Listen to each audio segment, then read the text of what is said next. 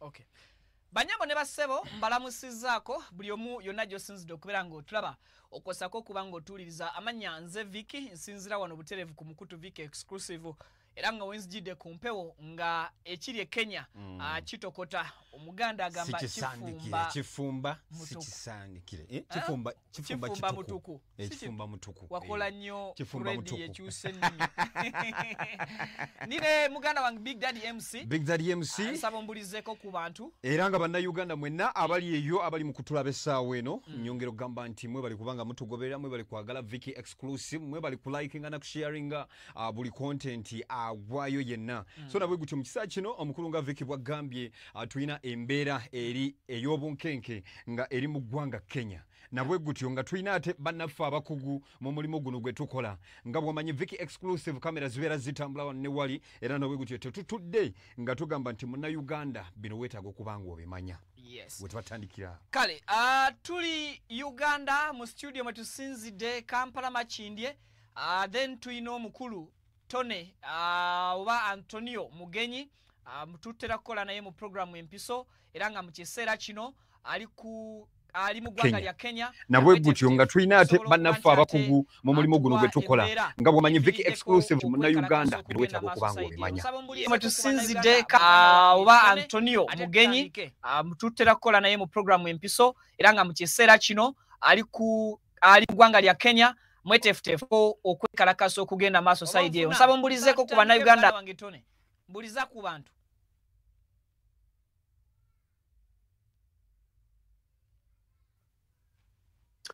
muganda wange Vicky ko ne Big Daddy ne baganda baffe abali emabega mu byuma batuyambako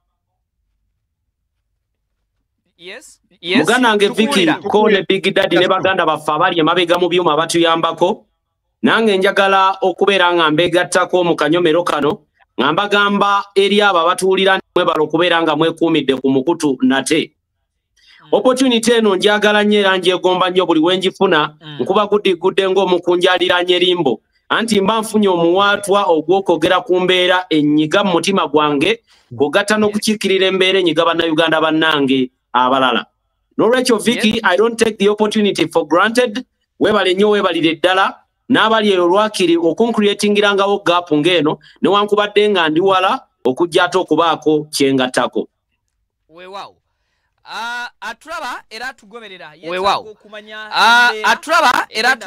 yeetaaga okumanya embeera egenda maaso mu bitundu ebyo eby'e Kenya embeera yavudde ku ki bwana Antonio ekituufu kiri nti embeera mu ggwanga erya Kenya bw'owulira kwe yavudde weewuunya n'okwewuunya era nkiwa bannayuganda bwe bategeera nti embeera eno yavudde ku muntu omu bufiirwa bulamu bwe beeraliikirira namu ne bagamba yiyi ffe nga tufiiriddwa abantu bangi naye nga tewali kikolebwa olunaku lwa leero embeera mu Kenya yagootaanye oluvannyuma lw'omuvubuka abadde amanyikiddwa nga Albert Ojwang okukwatibwa oba okuwambibwa ab'ekitongole ekikuumaddembe mu ggwanga lya Kenya baamujja mu maka ga kitaawe mu kitundu ekimanyikiddwa nga Homa Bay okuva Homa Bay okudda e Nairobi waliwo kilomita nga 4 roughly kilomita nga 4 abageraageranya kibanga okuva e Kampala okudda ku boda ya Uganda nkiwa ey'e Malaba ate n'okuddayo lwe lugendo lwe baavuga omuvubuka ono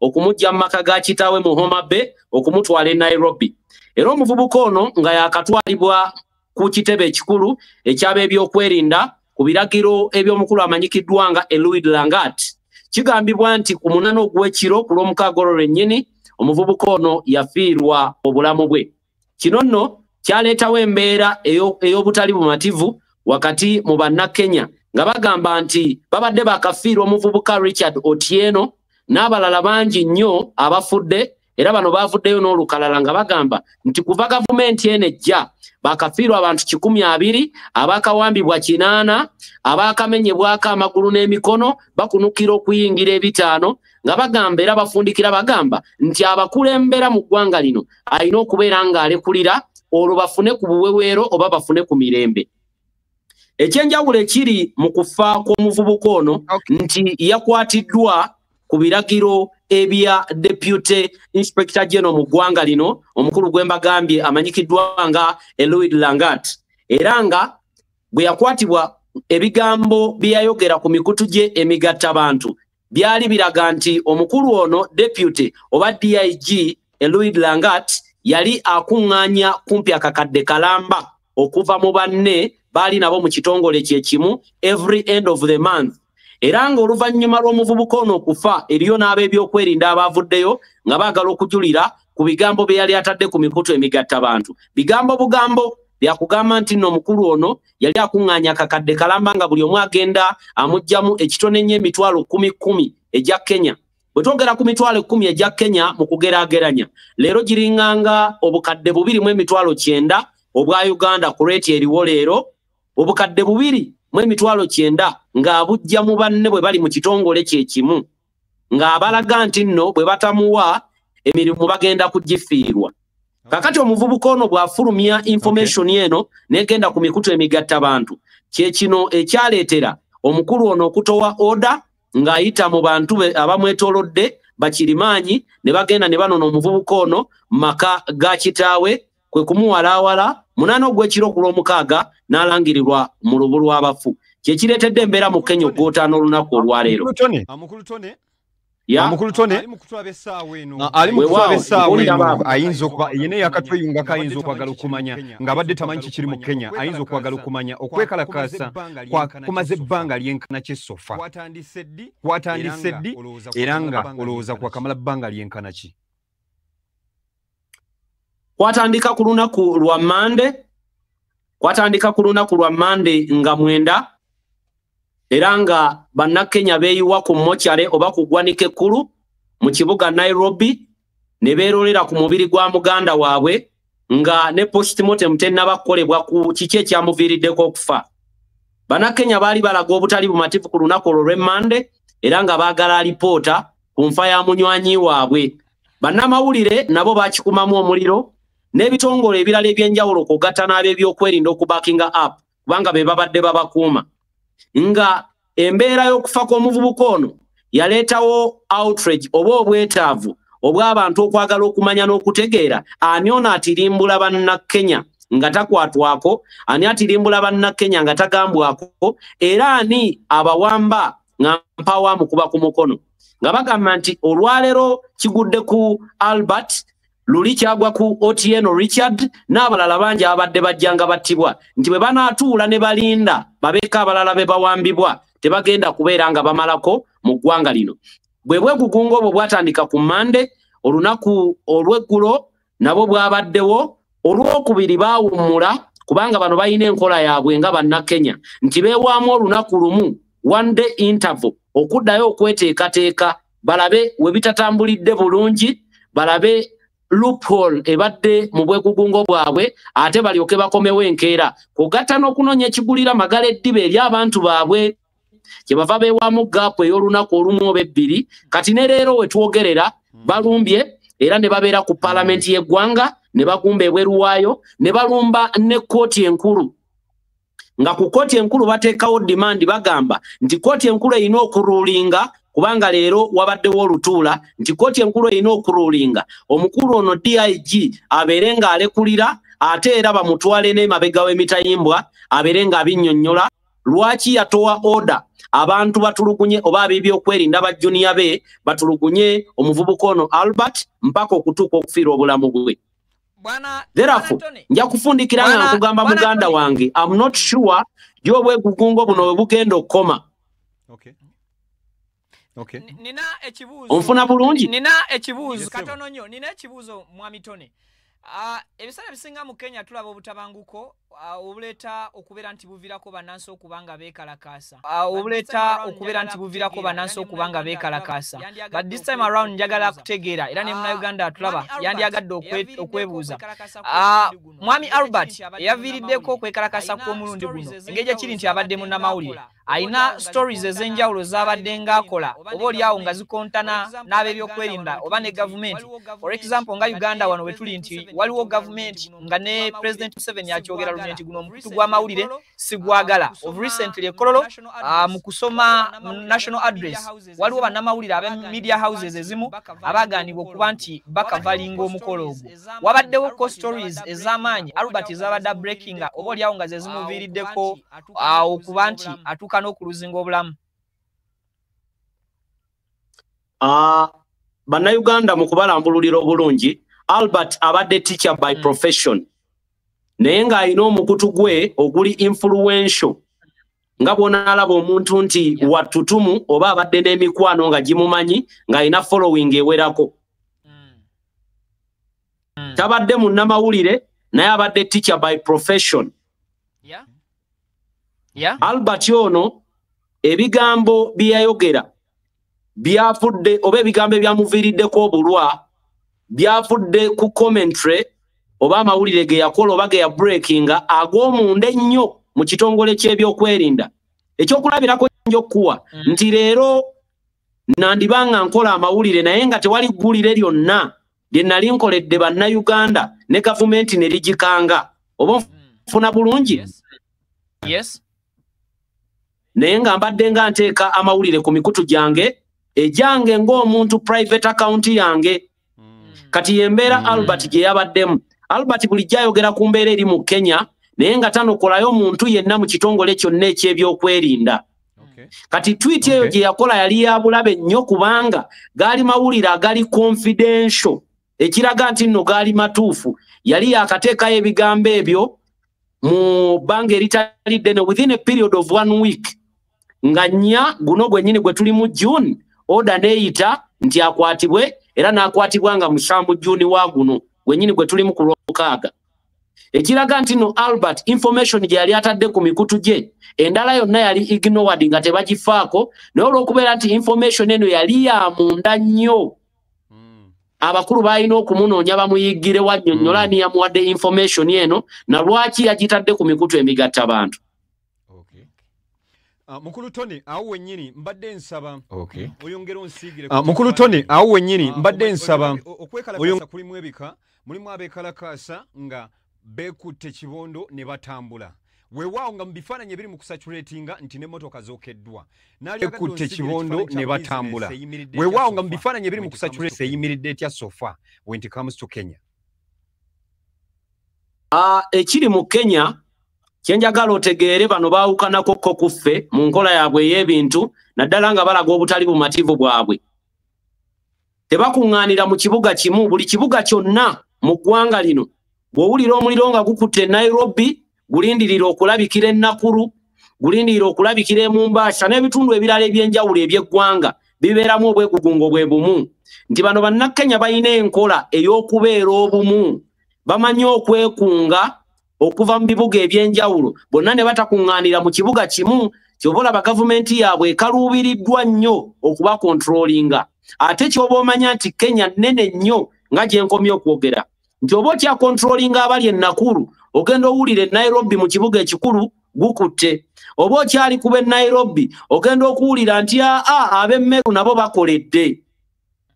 Yeyo embeera bannakenya gye bateekawo naye nga bonna omulamwa guli gumu leero bagamba nti omukulu Eluid Langat alina okubeera ng'alekulira kwogatta ne mukama we naye alina okugoberera olwokaano luno kuba tebagenda kuganya mbeera ya butemu buno kweyongerayo nga tewali kye banyega. Mwami Tone tangazaako bannayuganda engeri gye kiri nti ne ku mulundi guli wasobola okubeera ng'otumenyeramenyera ebintu bino okwekalakasa kw'omulundi guno omwami Gachagua because bwe tuwulira eggwanga erya Kenya nga lirimu kakeegugungo konna erinnya lya Gachagua libeera zibu lya kuleka mu nsonga zino naddala bwe kituuka ku ebyo ansi ebibagatta. Kiri kitya Gachagua mwali weewaawo muganda wange Vicky nja kutandika n'okugamba bannayuganda nti twaliko ku mukutu guno era nga tulambulula by then nga Gachagua akyali deputy wa William Ruto. Ne tugamba nti emu ku major problem ya gavumenti ya Ruto ye mwami oyo. Bamala omudda mpinga okuva mu gavumenti ne tutegeera nti nno teyali problem wabula yali ddagala eri bannakenya. kubanga byonna bye yalabanga ebikyamu ebitatambula bulungi mu gavumenti y'omukulu ono ye yajjanga nga abikubamu ebituli era kyova olaba yayimirira nnyo emabega w'abavubuka nga balaga obutaliivu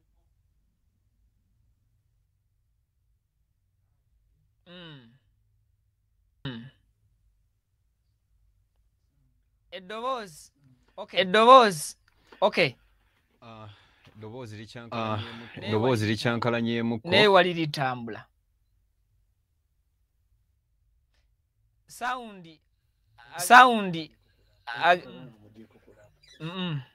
Network. Yes. Simanyi oba ompulira bulungi muganda wange Antonio. Network erabika ebufalinzeemukko okusinziira tetukufuna bulungi kati. Okay. Abatulaba n'abakyatugoberera tuli buterevu ku mukutu Vic Exclusive naye sumbwa muside zombi simanyi oba mutuwulira oba temutufuna.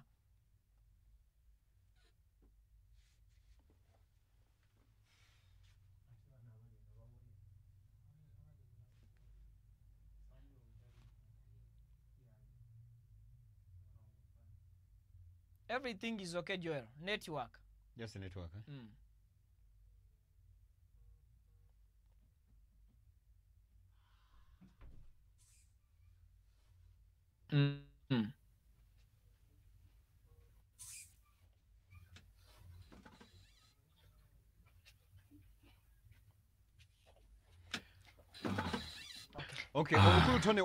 Okay, omukulu Tone otuwulira. Otuwulira bulungi sebo. Bw'oba otuwulira tujja kusaba okozese ku mutwe.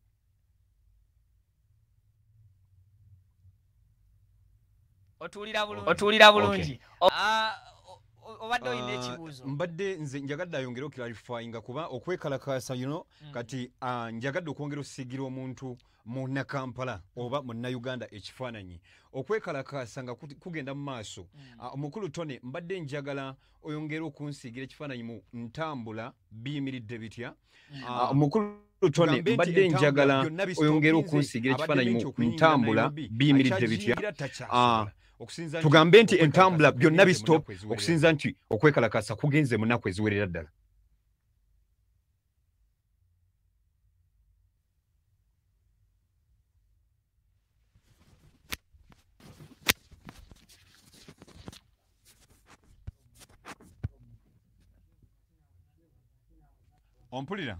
Ompulira.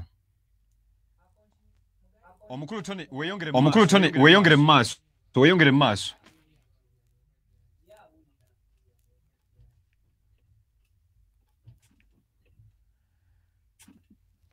naye nga yenna ali mu kutulaba ojja kutusonyiwa Jessica Network kayina engeri gye katwekyangako wano ne wali naye nga tulina okuba nti ate tukuweereza otegere ki ekifa mu ggwanga wano ne wali.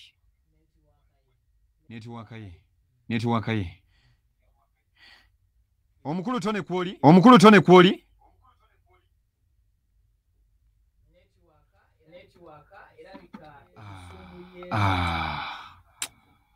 Hello?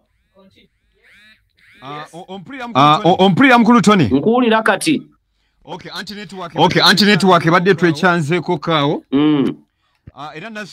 Era nasembyeyo nga nabadde nkusabye oyongere okusigira ku bantu ekifaananyi mu mbeera eri mu kwekalakaasa ebyentambula biyimiridde bitya? Obutale bukyakola oba buyimiridde? Ebyentambula mu ggwanga lino erya Kenya emirundi emingi bibeera nnomo.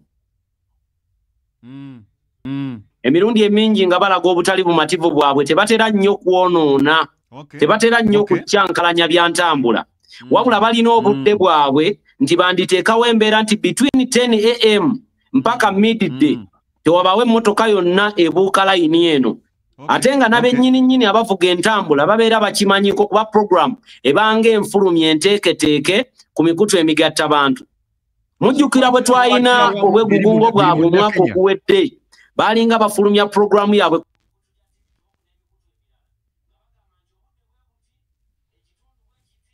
kundi temujja ekitundu bwe kiti temujja bwe muti temuyita ku luguudo luno kwegamba obwegugungo bwabwe bubeera buteeketeeke babeera bamanyi bwe balina okuyita na budde ki bwe balina okuyitamu era omuntu yenna ava e Uganda nga yali yagadde okubaako emirimu gy'akakkalabya mu Kenya naddala mu kibuga ekikulu nja kugamba nti oli waddembe okutambula komanya obudde bwe bagenda okulagiramu obutali bumativu bwabwe oleme kubeera victim mu mbeera eyo ekirungi ky'Abannakenya nti mu budde bwabwe nga balaga obutali bumativu bo bennyini beekolera ku bamenyi b'amateeka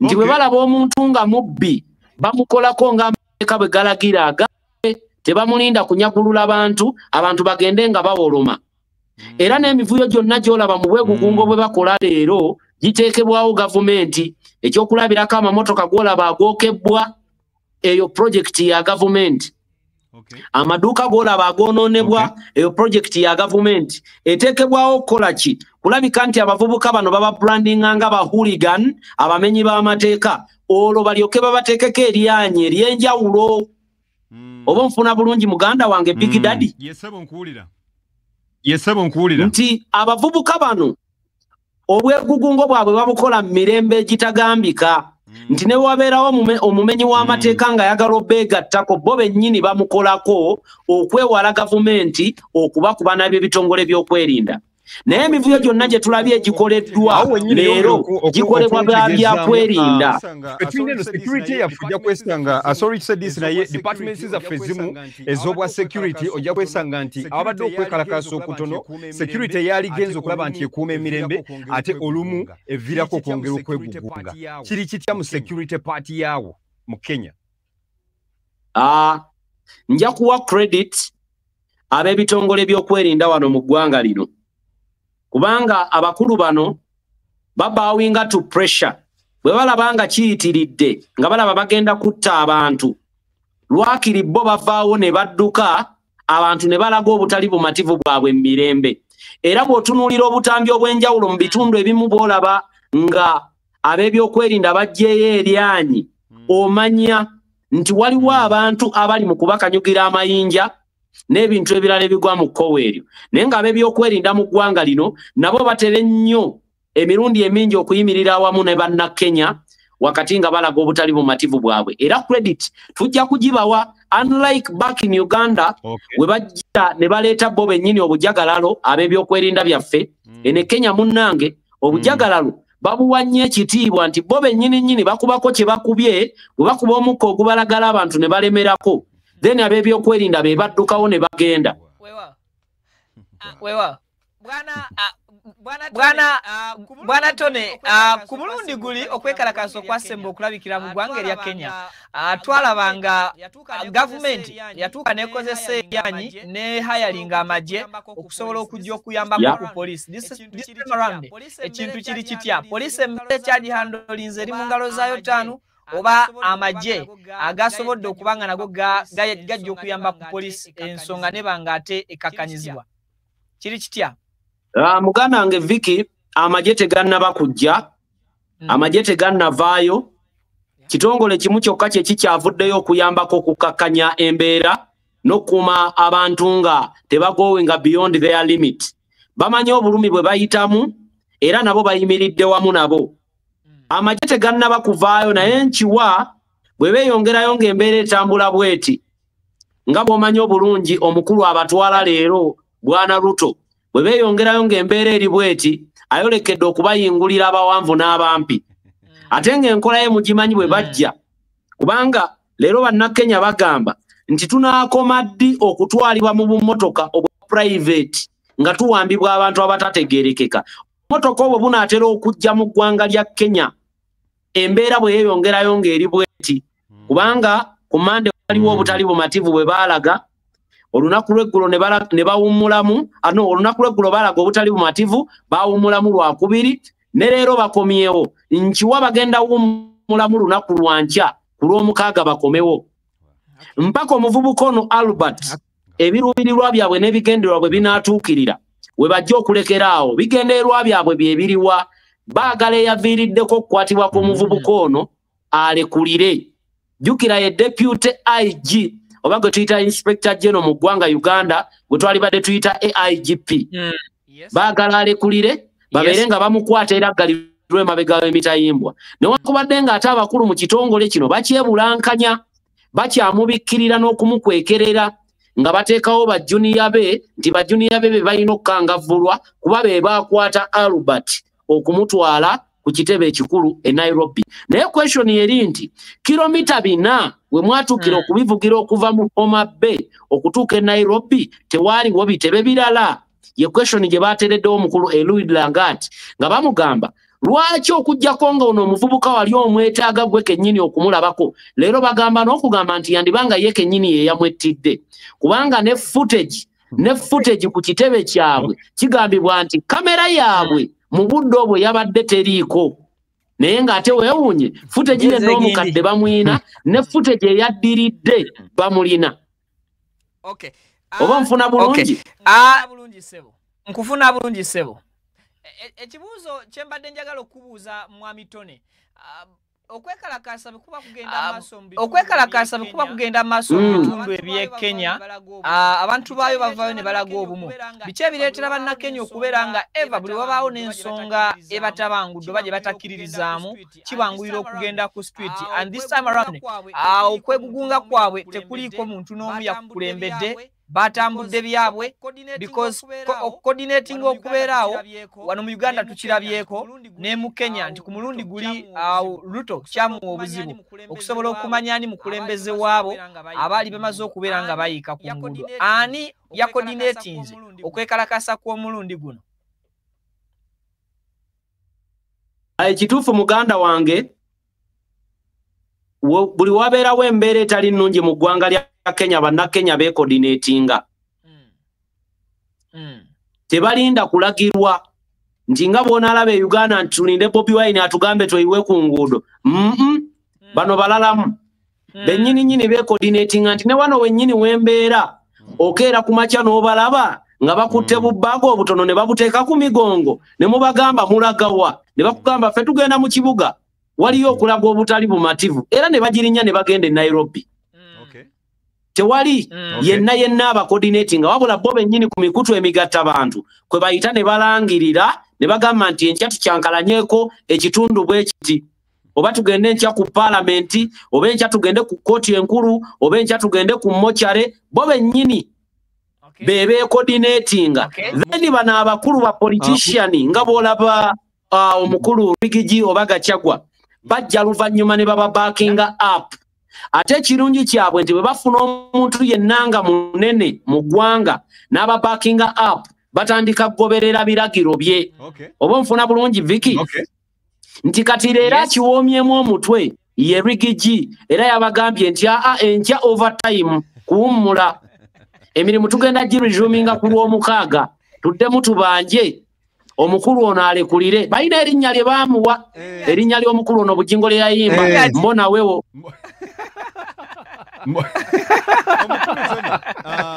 omukulu erinnya lye baamuwa munnaye neewunyiza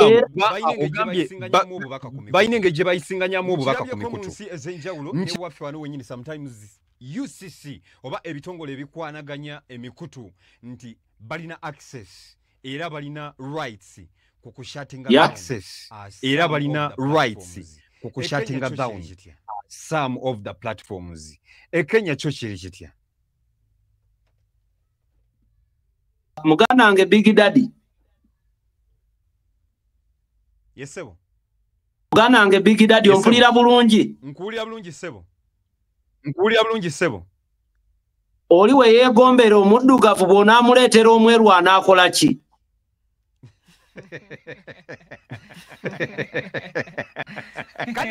Nti bano ofuna bulungi ng'oyagala okukola bulanda yagala obba controllingira ku internet oba ogijjeko. In fact nga gavumenti eno eyagala evunikibwe within a day ekere ku makya ejjeko internet.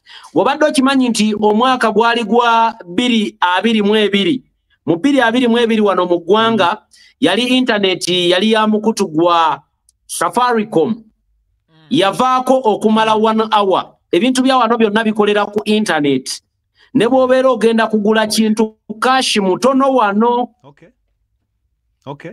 Nti olwaleero bw'ogamba nti oggyeko internet oba olimitinga buli transaction eyalikoleddwa on a daily. Gavumenti eba egenda kufiirwa buwumbi na buwumbi mu katikitiki kamu bwe kati.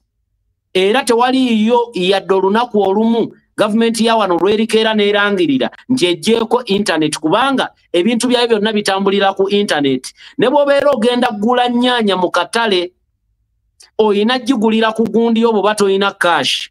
Wano level yaabwe eya liquidity preference ntono ddala nga gye nkomye okwogera. Babeera ne cash mutono, ebintu byabwe bitambulira nnyo online.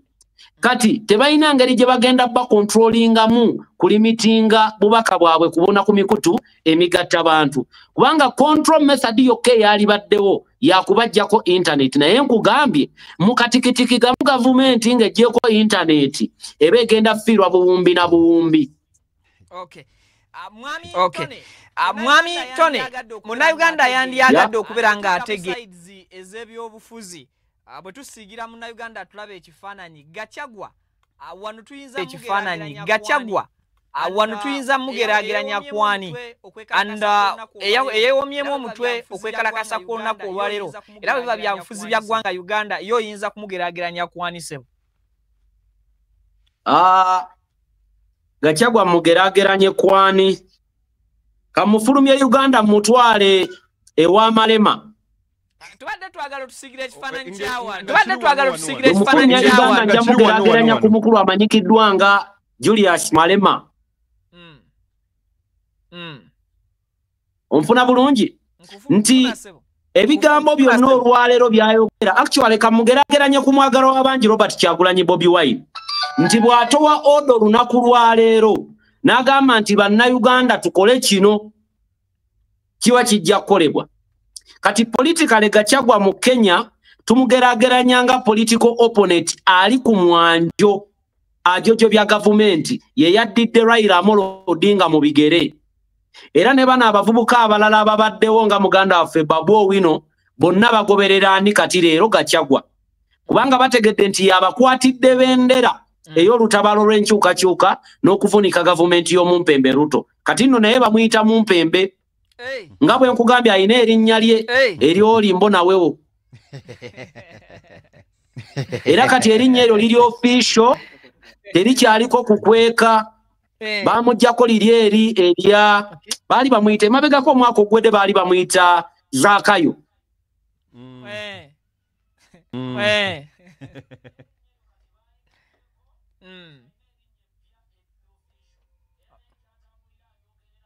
Agamba nti eriyo abampita gundi. Kati kikulaga nti onanfa kinange kikulaga nti nno bwe tukompeyalinga embeera eriwo mu ggwanga erya Kenya politician gwe naali badde mugeraageranyako mu komandi oba okuwa ebiragiro yali badde Robert Kyagulanyi Bobi Wine omwagalwa w'abangi e Uganda. Nyongera okwebaza wonna ali naffe nga tuli mu kutambula twongera okuwa updates n'okupimapima ku scale tulabe ekiri e Kenya n'ebyo ku bimu bye tulabye mu nsi yaffe Uganda okulaba engeri y'ebintu gye bitambulamu era nga okwekalakasa kukyatambulira ddala tulina omukulu Tone okuva wali tulabye mu nsi yaffe Uganda okulaba engeri y'ebintu gye bitambulamu era nga okwekalakasa kukyatambulira ddala tulina omukulu Tone okuva wali mu updates mukulu Tone in a few minutes mbadde nsaba onyambe ompimiremuko nga bw'olabye okwekalakasa kw'Ekenya bintu ki ebyenjawulo oba biriwa ebifaanagana n'okwekalakasa kwe wali olabyeko okusinga e Kampala kwe wali olabyeko nga kwe kusinze okuli deadly? Muganda wange bannayuganda mbamba waayidde. Uganda tebateekangawo mbeera nga gy'olaba eri mu Kenya. Actually jagamba nti lwali lunaku lumu olwa 18th ne 19th November mwaka gwa 2020 bannayuganda lwe nabalaba nga balaga obutali bumativu oluvannyuma lw'omwagala w'abangi Bobi Wine okukwatibwa eruwuuka. Nti obwegugungo bweno bulalamu ku bwe Uganda. Olwaleero ab'ebitongole by'okwerinda mu ggwanga Uganda bw'oba eŋŋanga enkola gye bakolamu ebintu byabwe eyawukanamu n'enkola y'abeeno. Embeera eri mu Kenya leero abantu bakeera ku makya ne balumba ekitebe kya gavumenti ne bakyonoona naye nga bakuumibwa ba byakwerinda. Ne balumba paalamenti ng'eyo ne bamenyaamenya buli kimu naye nga bakuumibwa ba byakwerinda nga bali overpowered. Wano babirivingira nnyo mu maanyi g'abantu. Abantu baagala ki? Era abantu kye beetaaga emirundi emingi kye kitera okuteekebwa mu nkola nti gavumenti ne bw'enaaleeta ekibuli okujjako ng'eyagala kutta bantu ebamalewo. Ekirala abaana beeno tebatya. Abaana beeno tebatya ng'abeewaffe e Kampala. Ewaffe ne bwe kaba kakebe ka mukka gubalagala Munnayuganda omulaba ng'adduka apapala anoonya we yeekweka. Naye abeeno gy'okoma okkuba ne babulira ebibwatuka. Gye bakoma okwesomba. Obadde olina ky'ogamba? Gy'okoma okkuba ne bawulira ebibwatuka oba ne balaba ku muliro. Gye bakoma okujja mu bungi. Nti kati gwe okupreventinga abantu okujja mu bungi oba olina kwewala kuwulira bibwatuka oba olina kwewala kukuma muliro. Nti bo gy'okoma okubalaga nti nno kye bakola tekiri lawful ng'ate bakimanyi bakikola mu mateeka gye bakoma okulaga nti bagenda kukulumya omutwe mpaka kuwulira bulungi. Yenjawulo eri mu bwegugungo bwabwe.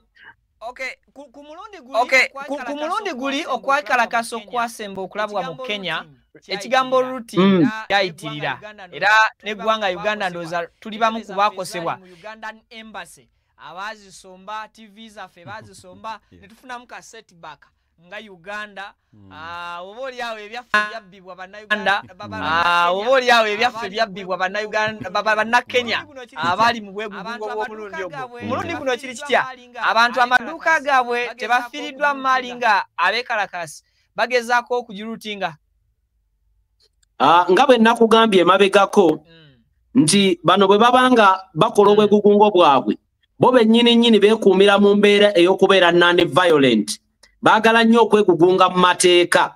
Era omuntu yenna gwe balaba ng'akola akajagalalo ng'ayawukana n'ebyo bye bali mu kkola bwe baba nga bagenda ku maakinga to parliament ebeera maachi to parliament. Temuli mu kuluutinga bintu by'abantu era gwe balaba aluutinga bo bennyini bamwekubira beekolera ku babbi.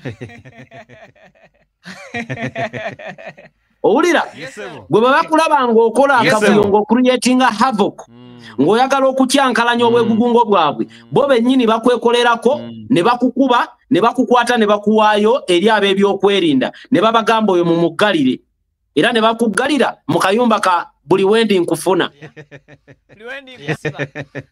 Yenjawulo eri ku bantu bano nkugambye gavumenti yawa nejja kaluubirirwa nnyo okubanafuya kubanga bali non-violent. Gwe bakanyugira ejjinja balikanyugira kubanga bakulabye obateekako obulabe. Era ab'ebyokwerinda bya wano buli wabaawo gwe balaba ne bamutunuulira ng'alina kyakola oba ng'akutte emmundu n'etunula mu bantu oyo gwe batandika okanyugira amayinja. Naye bwe watabawo mbeera yonna bakyankalanya oba bayingiramu wakati bo beeyongerayo n'olugendo lwabwe.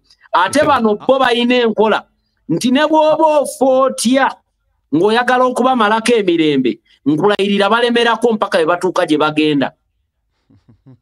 Kati nno leero obadde okimanyi nti emmotoka y'omukulu Langat Eluid ebulokingiddwa okufuluma headquarter. Katono mbadde nkugamba nti okusinza ku ngeri gy'opimyeddemu opimyemu nina kye nnonzeemu kyentegedde nga mpikinzeemu n'okwongera okuwa credit security ya Kenya nga bw'okyogedde nange ngasseeko eddoboozi lyange. Olinga agamba nti in fact naali agadde osooke onsigire kifaananyi gwe bw'olaba security ya Uganda n'eya Kenya njawulo kyeriwo then n'ekirala olinamu endowooza nti Uganda in some of the issues ezibeerawo nti tuzikwasa kajanja oba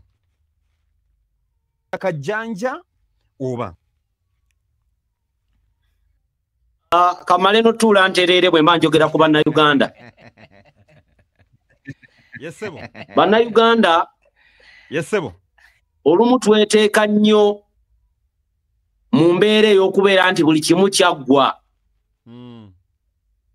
Tweteeka nnyo mu mbeera y'okubeera nti ffe we tuba tubeera kubanga tewaliyo beera Uganda kire eno. Tugendera awo. Kyonna kye muleeta bataata bamaama bakojja kye tuba tugenda nakyo. Bano nkugambye muntu omu yekka ye yafudde eggwanga lyonna ne liyimuka. E Uganda tufiirwa abantu 10 ne watabaawo Munnayuganda ayimuka kulaga butali bumativu. Kwegamba, we feel comfortable where we don't need to be comfortable. Okay. Feke nyini ne tutya ne tweraliikirira. Weewaawo Bannayuganda mbanenya kitono nga mmanye enkola ey'amagye n'ebyokwerinda byaffe ebiri mu ggwanga. Naye njagala mukimanye era mukitegeere nti ne bano Bannakenya balya emmere gye tulya. Baddugavu nga ffe bwe tulya abaddugavu. Era ebibanyiga bye bitunyiga. Bo baba nga bafiirwa omuntu omu ne bavaayo ne balaga obutali bumativu bwabwe. Nga ffe bukeera ku makya ne bawamba omuntu omu, ne bawamba omulala, ne bawamba n'omulala, ne tutayimuka. Ne bakeera ku makya ne tubagamba bannaye mwatwala abantu baffe 18. Tetuddanga mu balabako bo baabulirawa. Onfuna bulungi? Ne tubikomya bukomya mu bigambo. Bano tebabikomya mu bigambo kubanga nina n'omuntu gwempangala naye wano wembeera mu gundi yemu ku building yemu. Yakedde ku makya n'aŋŋamba naye ffe olaba tuba kubanga ffe twali e Uganda oyo yali badde tatuvuga yadde emyaka 2. Owange. Obadde otya. Nedda nkubuulira kye yaŋŋambye kyenva nkugambye. Yaŋŋambye nti baba kubanga be bali e Uganda yali badde n'emyaka 2 tagibafuga. Era n'aŋŋamba nkugamba bye yaŋŋambye. Yaŋŋambye twali badde tutandikira na ku mutabani we. Bano bo enkola yaabwe eri nti Tone omutabani ayinza okubamuwulira naye nga tamanyi kumanya nti CDF w'eggwanga. Badde nsaba emboozi eyo oba oli awo bano abantu enkola yaabwe njeegomba nnyo nnyini ddala bwekeera ku makya n'ebeerako e Uganda. Kubanga bapaliwinga obulamu bw'omuntu omu. Obulamu bw'omuntu omu wano e Kenya babutwalanga bw'abantu 10. Wate naawe njagala okitunulemu. Bw'abanga Albert yekka eggwanga lyonna lyakyankalanye ku muntu omu Albert atabadde na wattutumu nnyo kiri awo. Njagala ombuulire bwe wabeerawo abantu nga 2 nga be battiddwa Bannakenya banaakola ki? Walaba ebyaliwo luli ku financial bill yaabwe. Yes. Ebyaliwo ku financial bill yaabwe Ruto yamala kugonda nakkakkana naga mutuufu mbunnamye ne yeetonda n'okwetonda. Mala okwetonda alinga ng'eyamuyambe yamujja mu mbeera gye yalimu Raila Odinga. Odinga taba kuvaayo kukkakkanya bavubuka. Wallahi nkulayirira gavumenti baali bagivuunika. Naye yali Odinga ye yabagamba Wolan tugende mpola Wolan atwetondedde tumuleke. Akadde katukutte bwana Tone akadde katukutte twandiyagadde oba oli awo Bannayuganda tusobole okubanga tubeerekereza essaawa zino. Naye njagala ompe mu dakiika ng'emu oba mu dakiika eyitibwa EPS Auto yabadde eri mu ggwanga Uganda nga ne gye buli kati abakulu bakyagenda maaso n'okuba nti oba oli awo abagamba balina bingi bibagenda okuba nga bakyusakyusaamu. Enguudo zeeyo kiri kitya mu ddakiika emu oba mu ddakiika 2? Njagala ongeraageranyize 30 km/h, 50 km/h and highways ezivuga 100 per hour. Kiri kitya ssebo sayirize Munnayuganda afune essuubi mu kuguma nti oba oli awo amateeka gayambaye sinakindi afune kwanaalimiririra okugawakanya agambe nti ekintu kino kyagenze wala even before you talk about the penalties. Ogatte mandwa n'emigugu. Sinakindi afune kwanaalimiririra agenze wala even before you talk about the penalties. Mu dakiika ng'emu your opinion. Mu Uganda tetuyinaamu highway. Mu dakiika sabo tulina Jinja Express Highway. Viki mu Uganda tetuyinaamu highway. Jinja Express Highway Mbalala tulina roadway. Kye tulina njagala Bannayuganda bagendeko ku Google. Enjagala bannayuganda bagendeko ku Google balabe ku lwe bayita oluguudo. In fact tetulina nanguudo, tulina bukubo bugenda manju. Njagala bannayuganda bayiteko ku Google. Njagala bannayuganda bayiteko ku Google bankeberereko ku luguudo lwe bayita Thika Road. Okay. Oluguudo olwo lulaba. Luli ekitone nnyo mu myaka 20. Naye oluguudo olwo leero bw'olutuukako gamba lwakoleddwa ggulo. Luyina lens 12. Teruliimu yadde ne pothole yadde egi. Njogeredde wala. Eriyo bannayuganda balinnya amamotoka okuva e Kampala ne bayita ku oluguudo lwa Eldoret, kwe kuli Nakuru, kwe kuli Kisumu, kwe kuli oluguudo olwo kwe bayita okuyingira Nairobi. Bakimanyi bulungi nnyo nti ovuga kuva ku boda mpaka mu kibuga nga tolabyeko wali ttaka. Yeyo highway. Okay. Wano tulina buguudo bugenda Tirinyi. Era naye enkola gye bali mu kuleeta olabe Kenya gye balina highway abalema kuba nayo bagireetayokko mu 2018 n'ebalema ne bagivaako. Kati ogireete Uganda. In fact nga ne kampuni egireeta oba ogiteeka mu nkola. Viki twali ffenna n'oŋŋamba nti wakeberako ku digital number plate olabe oba ekola. Wagikeberanga ekola. Ojja kumpa ebirowoozo byo mukama wange tunnyuke. Otya kukanyuga mumbi. Nedda tubeere real. Tuyambeko Uganda okutereera. Ne digital number plate leero bw'ogirondoola walayi tekola. Era ne bakubbako emmotoka nga kuliko digital number plate nga kwotealedde akaguwa kombo digital number plate yegenda okuyamba omala bya mu bulago. Kampuni yemwe ekola digital number plate ye kampuni eyatuleetedde eno enkola kyova olaba ekuba n'ababoda ebipapula. Abakulu balina emmotoka gye bali kavalinga eyali ebbiddwa newankubadde mpaka nakati nyini mmotoka tavangayo kwebaza babyakwerinda. Baali baagala kujjayo geemu yaabwe nannyini mmotoka yabulirawa. Teyabula ne just tavangayo. Viki n'obulwa emmotoka yo leero ne wayita omwaka nga tovangayo kujja kuginona. Alabika yagitwala ne teyavaayo kweraga mu bantu mu butonde. Yeebaze poliisi okukavalinga emmotoka yo. Obwo bubadde bwabwe nammwe. Sibula abatulaba mwami Toniyo. Mubeere bulungi naye mumaking sure nti mulwana nnyo Uganda etereere. Mumaking sure nti Uganda efaananako ekyo kye mwagala ebeere. Be babagamba mbu babaleetera enkola. Buli nkola leero gye babaleetera yakubakenenula. Tewali nkola gye babaleetera yakubakulaakulanya wabula kubakenenula kubakuumira mu bwavu. Ebirungi biri buli wamu ku lukalu lwa Africa naye bitummiddwa Uganda kubanga abatufuga bagwira abankuumire. Oyabadde mukulu Tone okuva side zeri byonna ebiri mu kufa mu kibuga Nairobi mu ggwanga lya Kenya era nga ko akavuyo kakyatambulira ddala. Sigala ng'oli ku Viki Exclusive amanya Big Daddy MC tujja kuba tusigala tukuwa updates n'amalala mangi go gakyatambulira ddala. Waliyo ennyonyi eyagudde abantu bangi abakagendeddemu survivor aliomu ge twafunyewo ate nga nja kugamba nsigala ku Viki Exclusive. Weewaawo kaakati oluguudo omukulu Tone lwabadde ategeeza eggwanga lwayita Thika Road. Luno lulina kilometers 50 era nga oluguudo luno lulina lens 12 wano mu Uganda ndoza oluguudo lwe tulina olusinga okutwala emmotoka ennyingi lutwala lens 3 era nga Entebbe Express Highway and of course ne Northern Bypass eyina lens ziri bbiri.